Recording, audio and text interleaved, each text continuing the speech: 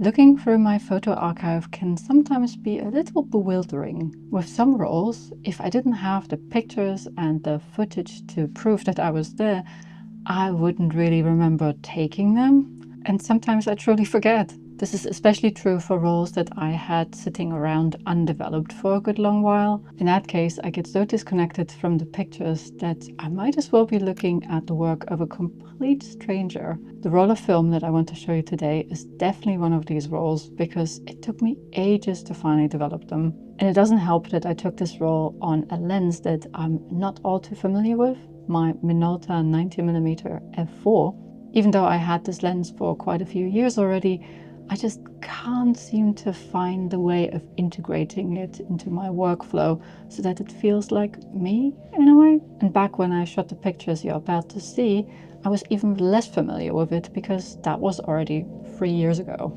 Yeah, that's how long it took me to get this roll developed.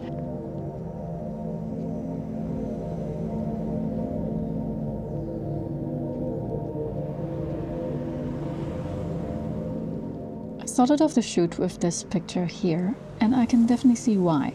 I'm always drawn to this composition and I'm still trying to perfect a good angle for it. Usually there's something that makes it less than perfect. The benches on the right intruding on the frame, the street sign that's slightly overlapping perhaps. One day I'll find a way to frame it just right, and until then I'll keep trying to get it right.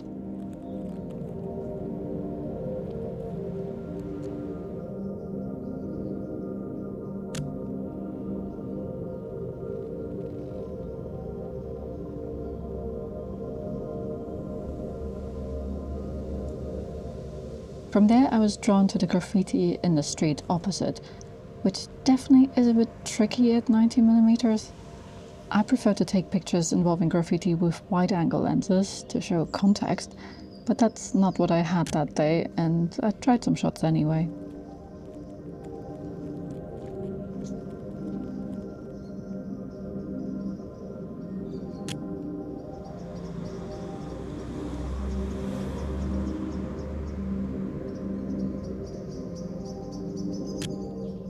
I'm not quite sure about these. I will probably have to come back with something wider at some point.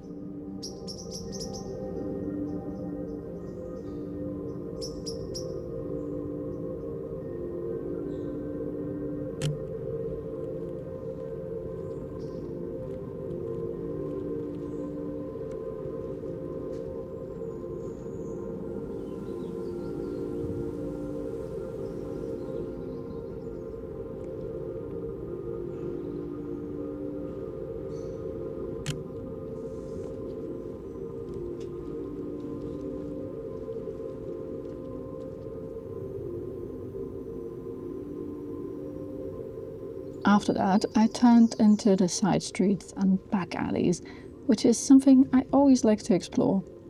I like to take pictures of places where nobody would go unless they had a reason to be there, and this obviously makes me stand out when I meet any locals because they usually know that I have no business being there. But around here they are really friendly most of the time, so I actually enjoy it, and I tend to stop and chat for a moment whenever I meet someone.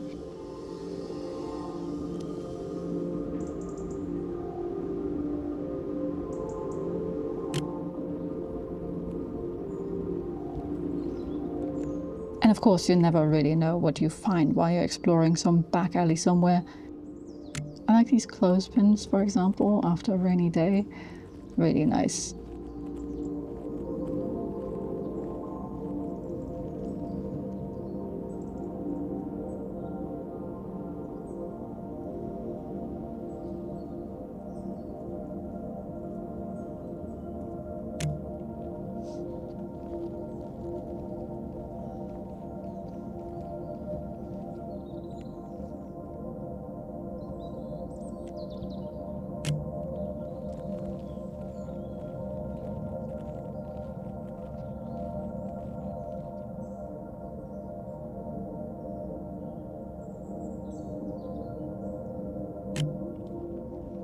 I tried to find some compositions in this no man's land here that is sort of undeveloped and in part gets used as grazing land for sheep and other animals. There's also this small park and you often see people walking their dogs there. I'm not sure whether they're gonna build something on it eventually. Maybe. They're definitely developing the area where I photographed the goat, so I guess this space won't be there forever.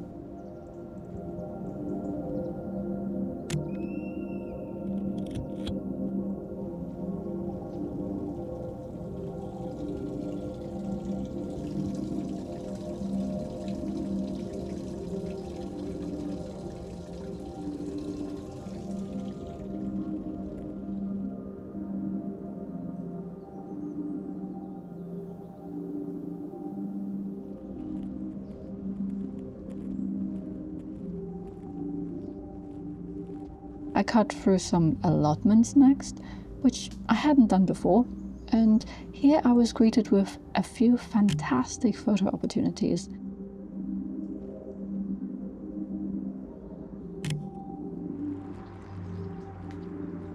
Oh, Jesus.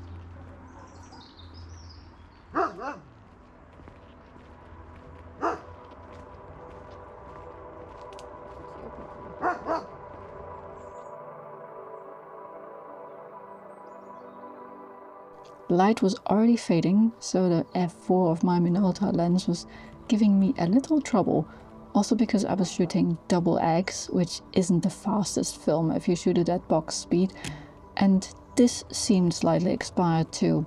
It came with my bulk loader and there was no date or anything like that, no idea how old it was, but yeah, it seemed a little off. I tried some obvious telephoto subjects here, which was fun. And at that point, I was expecting to run out of film because I wasn't particularly careful with how many shots I was taking. I was just following my eye and trying whether something would work out in this relatively low light. For some reason, I wasn't running out though. I kept checking whether the rewind crank was still turning. It was a roll that I had loaded with a new bulk loader and I didn't quite know its idiosyncrasies yet. It tends to run a bit long.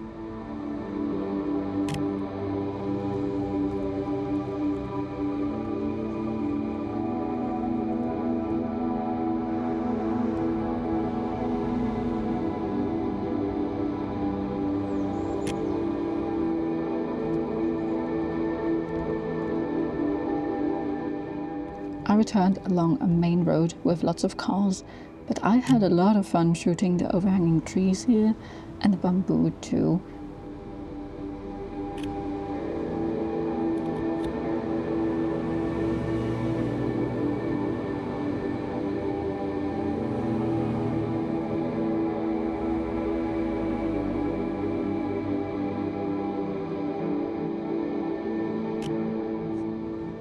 I definitely realized at that point that I had made my roll of double X way too long. The counter had reached 38 by then, and it doesn't go any higher than that on my Leica. It almost felt like shooting digital.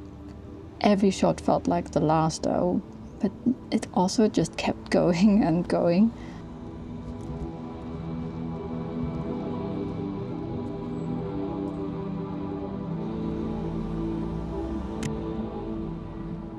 And then things started to get really quite tricky because we were well into blue hour by now and f4 was turning into a bit of a struggle.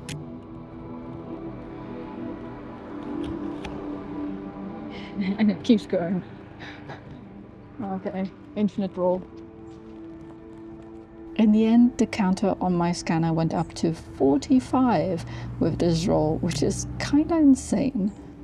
I may not remember taking the pictures too well, but I do remember developing this roll because it was almost a bit too long to fit on a developing reel. Okay, this is getting ridiculous. I'm quite happy with some of the pictures though, especially the ones from the allotments. I thought that double X in low light was actually giving it a very inky feel.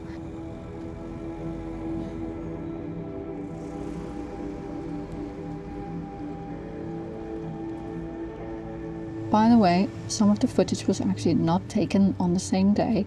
I came back the day after with my Canon EOS M because at the time I just figured out how to stabilize my footage with gyroflow. I was still trying around and figuring things out. Most of the EOS M footage was taken at the wrong shutter speed, for example, and I didn't quite know what I was doing yet, which probably shows a little. By now I have upgraded to a Lumix for this kind of additional footage, which is much easier to shoot, especially in low light.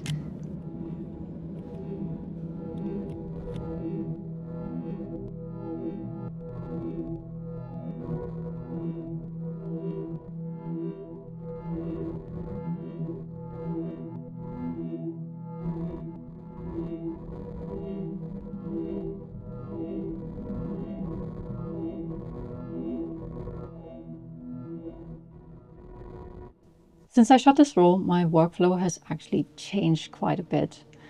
By now, I don't really go back on a different day to take video. That doesn't really work out when the lighting is very different, and I realized that quite quickly.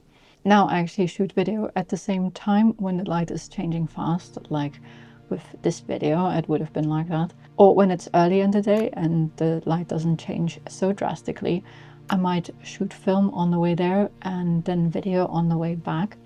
But that doesn't work out all the time either. Sometimes I get locked out of places, and that happened to me the other day. But most of the time, that's a good strategy to do this when I'm shooting film. I also try to get my film developed much more quickly now, because it gets very difficult to reconstruct what I was intending with a shoot after 3 years, even when I have the video footage. And especially with this one, because I really couldn't remember any of it. Maybe my memory is going, I don't know. But yeah, this was a bit of a difficult video to edit because of that. I actually think that having a bit of distance to the pictures makes some sense, and it makes you much more objective by the time you're editing. So you can axe pictures that you have maybe an emotional connection to, even though they're not really that good. And in that sense, it is actually helpful to have a bit of distance, but not so much that you don't remember them at all, which kind of makes it difficult again in a different way, because then it doesn't really feel like you're looking at your own work. And that makes it also hard to connect to the pictures. I think a good time frame would be about a month. But at the same time, I know myself, if I leave it for a month, I'm probably not going to be motivated to develop them. So I try to do it more quickly than that. By now I have a sort of rule that I can't take new film pictures unless I have developed the last rolls that I shot. And that seems to be working a bit better. Except maybe for color film, because there I have to collect the rolls, because otherwise I don't have enough rolls for the chemicals. So there's still some tweaks I have to make to this workflow, but with black and white, I now manage it so that I actually develop it in the same week, more or less. I actually wanted to try something a little bit wild this week, and the video that I wanted to post was actually entirely different from this one. I wanted to shoot and develop, scan, edit, and all of that in 1 week. And I was really excited for that because I got some really cool pictures. But then after I had developed the rolls on the same day, no less, I actually had a bit of a problem that turned into a disaster. I wanted to scan the rolls. It was like 3 a.m. and I just thought, oh, I quickly scan the rolls. Never do anything quickly. That never works out. My Pakon started blinking red, and that's never a good sign. And in this case, I got an error message too, and it just wouldn't want to scan. Now that's a disaster, because a Pakon is a lab scanner from like the early 2000s, and there are literally no replacement parts for it. If anything breaks on it, it's a goner. So it's basically a very precarious situation, and having anything break on it is a nightmare. So I was understandably a bit upset about that, and I had to figure out what to do, because when I looked at prices of Pakons at the moment, I realized that they by now cost like 10 times as much as I paid for mine, and I can't afford to replace it. So what's a girl to do? I took it apart, I cleaned it all out, I dusted off all the connectors and put it all back together again, and now it works. So here's to hoping that it will keep going for a little while longer, because I have no idea what I'm gonna do if it breaks. Very sustainable. And that's kind of the issue with making videos that involve film photography, because this kind of thing might happen at any moment. You might ruin a roll in development, you might realize that the roll was kind of wonky to begin with because the film was old, your camera shutter might malfunction and give you only black frames, or, like in this case, your scanner might start not doing what it's supposed to be doing, and then no video. So it's a bit of a difficult process to do these kinds of videos with film photography, but I keep trying, and I think I need to think about some redundancies perhaps. I mean, one of the redundancies that I have now is that I also shoot digital most of the time. So I have some pictures to show, but usually not enough for my taste. And I could make a video like that, but in this case, I really wanted to show the film pictures because they looked great when I looked at them through the magnifier. And so I decided to make this video instead and pull something from the archive. The video that I was planning to do will be coming eventually, but not yet, because now I have already lost the momentum a little bit. And that's kind of the problem with film photography videos in general. By the time I actually get to see the pictures and edit them and so on, the spark is usually gone, and then I don't feel like finishing the video. But I try to get better at this, and there will be more film photography videos like this one. I just have to make sure that disasters like this don't happen all the time. More sustainable workflows, redundancies, I'm thinking about those, and soon coming to this channel, DSLR scanning, I suppose. Oh dear God, please, no, I don't want to. I love my Pakon, I don't want it to break. So I'm still making lots of little workflow tweaks to get these videos out more consistently and in a more timely fashion. And most of these tweaks are about reducing friction. If I can make it a little less painful to make these videos, then they're much more likely to get done in time for whatever arbitrary deadline I set myself. And a new addition that is making my workflow a little less annoying is this here. This is a card reader by Freewell. Freewell actually kindly sent this to me to check out, but they're not seeing this video up front and they didn't give me any money for this or anything. I just really think it's a cool card reader. It's really solid, and you have all these slots to store SD cards, and you can also read more than one SD card at the time. I mean, you can read one SD card and one micro SD card, and that's just perfect for these kinds of point of view videos, because I usually have a GoPro running, which is micro SD, and then when I'm taking pictures or video on my Lumix, I have that in a regular sized SD card. And with this, I can just pop those two cards in at the same time and copy it from them while I'm doing something else. It makes it so much more convenient than having to switch SD card in the internal SD card reader of my MacBook. This is also faster when I want to transfer files to an actual SSD. Normally I transfer to a hard drive, which doesn't need to be fast, but when I work directly off of SSDs, it's actually super fast to transfer things over. So thank you to Freewell for sending this to me. It's really helping me a lot right now. There will be more workflow tweaks like this, and I'm also thinking of maybe changing some camera things around. I also found a better way of recording myself by using something really strange. It is a selfie stick. The cool thing about this one is that it has a cold shoe mount, so I can just pop the GoPro on there, and that has made filming myself so much less of an issue. So I'm also quite happy with that workflow improvement. There are all these little things that I'm trying to do so that I can actually bring you weekly videos. So far it has worked out quite well, and I've had a weekly video for quite a few weeks now. And I'm properly proud of myself for it because I was never very consistent, and I'm really trying to change that. So it's usually little things like that. An inability to film myself, bad audio outside or something like that. It's really much more about these tiny little things that were holding me back, and not so much about the film development, because I can get that done in half an hour. If I don't do it, it's not because it's so much of a hassle and I don't have time for half an hour of development. No, it's just that it just doesn't fit into my routine, and I don't want to deal with dust spotting, and then I have to think about the videos too. And maybe the real reason why I didn't develop this role is because I didn't really want to finish the video that I was making. I actually filmed a whole talking section for this video, and it was just boring. I didn't think that the video was coming together, and then momentum was an issue, and yeah, it all fell flat. I do think that the pictures are actually quite nice though, so I really wanted to show them to you. Especially that one with the overhanging trees, I really like. And those couple pictures in the allotments, I love them. So that was well worth showing, I think. Although, of course, not all of these pictures are pure gold, because it is a focal length that I'm not too comfortable with, and it's maybe doesn't suit my work too well. I still have to practice.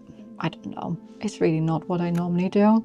Normally I shoot with 35mm and 50mm lenses, and I only bought this lens to push myself a little bit out of my comfort zone, and it's turning out to be quite far outside my comfort zone, so I'm still working on it. The place where I went definitely needs to be documented on a much wider lens though. I think that something super wide would be in order for this. I really like wide shots for graffiti stuff, and yeah, I think next time I go there will be with a wide lens. That's also out of my comfort zone because I also don't normally go wider than 35mm, but I think that's a little bit more suited to what I normally do, and yeah, 90mm is just a very odd lens choice for me. Still getting warm with it, and I think wider, like 24, 21, and even wider than that, seems much more suited to what I normally do. I'm gonna be trying around with that soon, and I'm excited for it. So if you want to see more pictures from this place with a different perspective and focal length, then you can subscribe. And in this case, I suggest that you subscribe to my photography channel, because that's really where these photography videos live. I only share them with the main channel so that they get the widest possible reach. While you're down there, you can also leave a like. It really helps out the channel, so I would really appreciate it. A big shout out also to my Ko-fi supporters. You make all this possible, and I'm really grateful for all your support. If you also want to support what I do, you can head over to Ko-fi, or maybe watch another video. There's actually an entire photography playlist for you to watch here. And I hope I see you soon for another video. Bye.